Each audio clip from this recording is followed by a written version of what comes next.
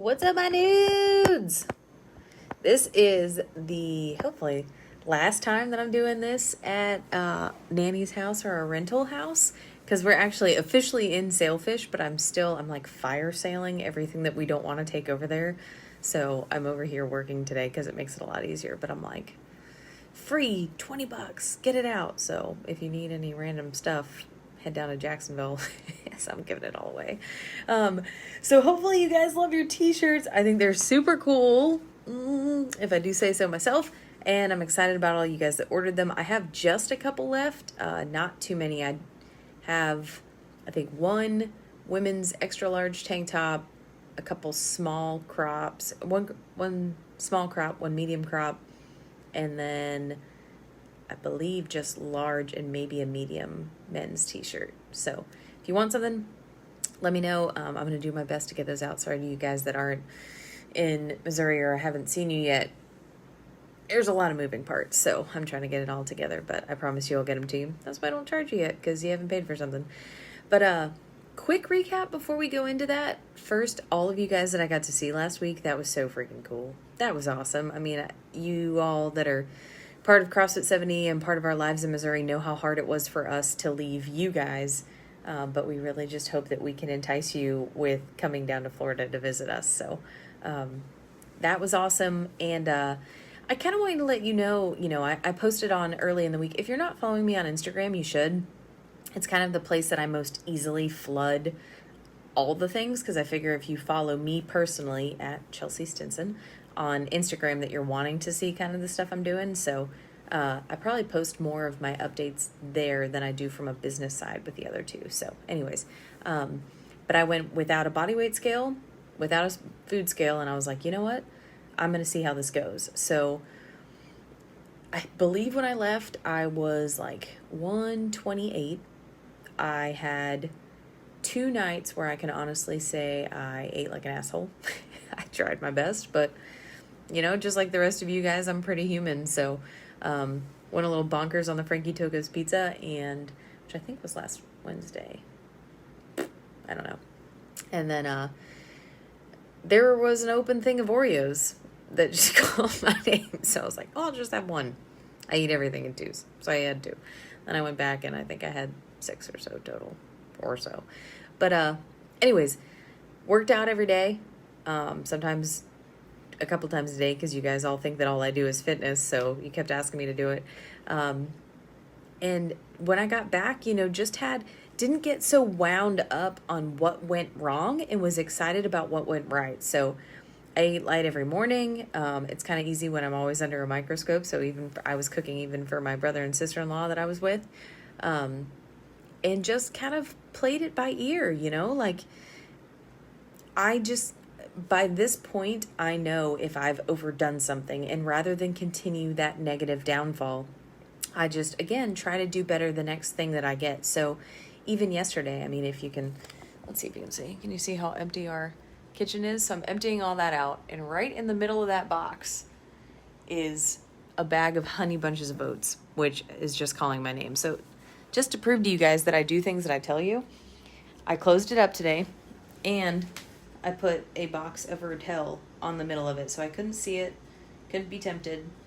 And I know that if I get into that, I have to make several steps. I have to remove the thing of Rotel and tell myself that it's okay to get into that box of Honey Bunches of Oats, and that, just all those things. But even when I did that yesterday, I believe, I went home and had cauliflower rice instead of the rice I was planning on. So rather than just be like, oh, it never happened, I just made a slight adjustment and moved on with my day. So that's kind of some of the nutritional freedom I'm hoping you guys get to.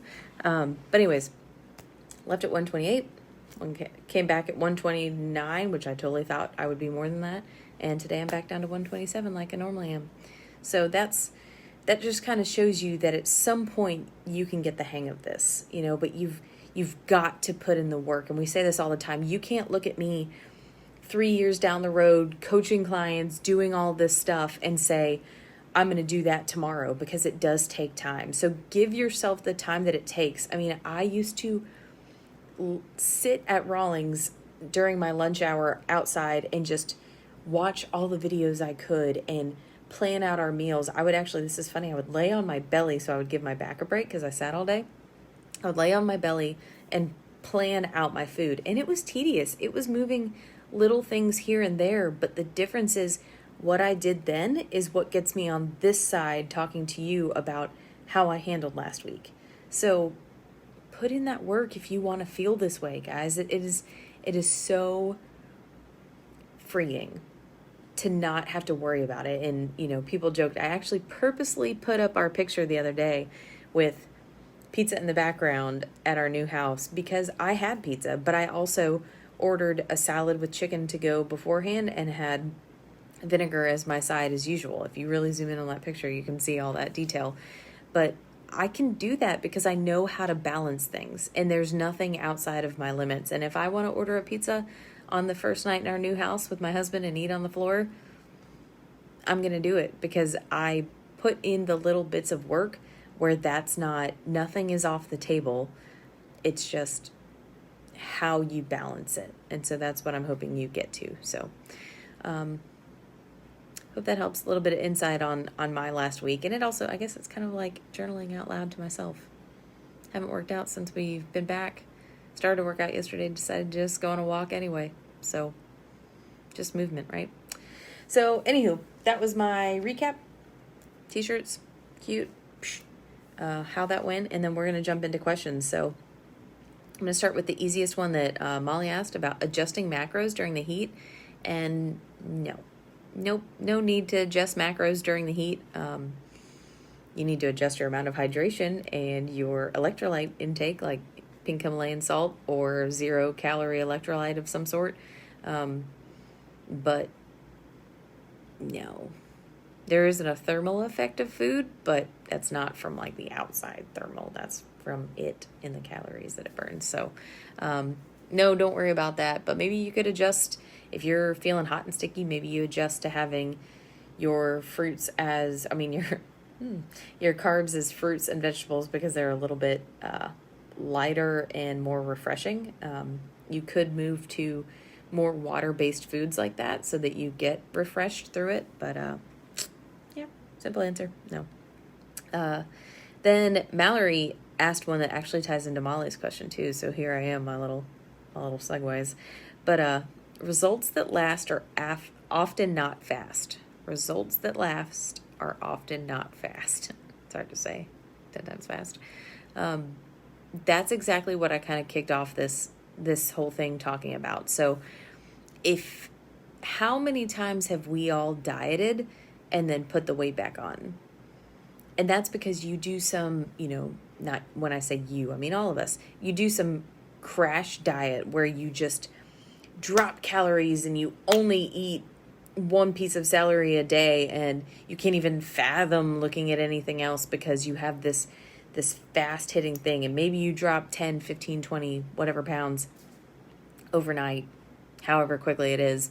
But then as soon as you eat something different, you put that back on. And so the results that you're looking for are the changing in habits. Segue into Molly's thing. So rather than looking at, even crash dieting as a habit that, to lose weight, I have to do nothing. You're constantly having to get into that same habit where what goes up has to come down really hard, and you don't find a sustainable way to keep it across the board. And rather than, I was checking in with one of my nudes today, and isn't it incredible that we found a way to lose weight in a healthy manner? Did any of you guys ever do, I think it was the HGH, that's not right, HGC, where you put drops under your tongue and it helped you keep your entire caloric intake to under 500 calories a day? How healthy is that? Under 500 calories a day. That's absurd. That's no wonder you're going to lose weight, because your body's literally eating itself. It's going away. Versus now we can eat at a caloric deficit, even if it's slight. Guys, my caloric deficit is only 15 carbs from maintenance. So that little bit can take me back down. That's where we talk about accuracy, but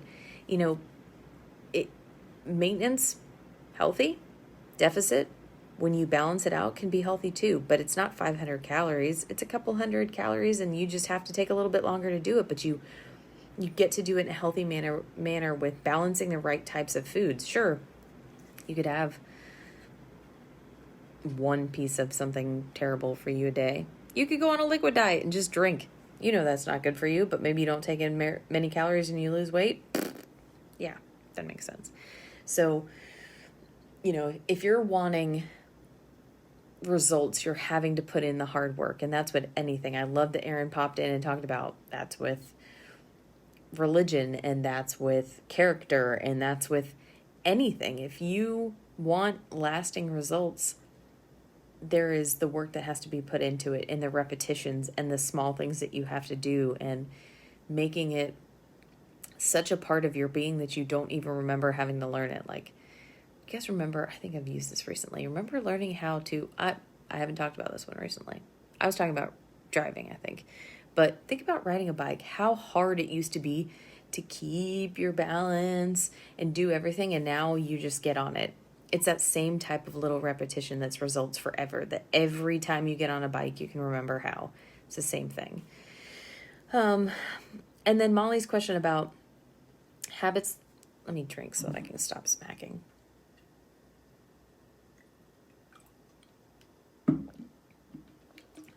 Product placement. Habits, locking in old thinking, but life constantly changes. So she's taking an excerpt from James Clear in The Atomic Habits. Great book. It's actually, funny enough, I love deals. It's 55% off right now. I got the email yesterday. So if you go to jamesclear.com, you can get, actually, I think it was on Amazon. Ask me. I'll put the link in the audiobook. I listened to it. I didn't actually read it. Different point in my life when I was driving. So anyways, why old habits log us into thinking? I think that's kind of like a reward loop. Because I did this, I deserve something. That's even an old habit of itself. Because I did a CrossFit competition, I earned pizza. Okay, so I'm going to wipe out pizza. Because I did a competition, I earned buying myself something. Sometimes those habits can be used in a positive sense, where you have worked really hard for something and you do reward yourself, but also look into it just from a different view of maybe the competition itself was the reward and you didn't have something else additionally after that. Or maybe hitting a goal at work was the reward and you don't have to go treat yourself to something. And you're constantly in this state of needing something else where you're not being excited about what you did and how rewarding that piece was itself. Maybe the rewarding part is that you get to just be with your family. I think a lot of us overlook the fact that we have parents or friends or children or somebody in our lives that we just get to be with, and maybe that's the reward in itself rather than tying it to food or a material purchase of some sort. That is the same locking in a habit loop of having to continue the reward cycle. Even if you change the reward, the cycle is needing to be rewarded. I hope that makes sense. Again, it's up to you. It's how you like to be. I had this really cool, I think it was in grad school, we had this really cool exercise where 3 people were on a line and the person interacting had to get those people to move across the line. There was like a line, they were all lined up on it, try to get them to move. And each person was given a different motivation. Somebody you had to tell to do it, somebody you had to ask to do it, and I think somebody you had to show how to do it. But the person instructing didn't know that. And so they were offering money and they were throwing different things out at them, but they didn't realize that each different person was motivated by something different. So think about that even when we talk about like the purpose behind one-on-one coaching. I'm trying to dig into what makes you tick.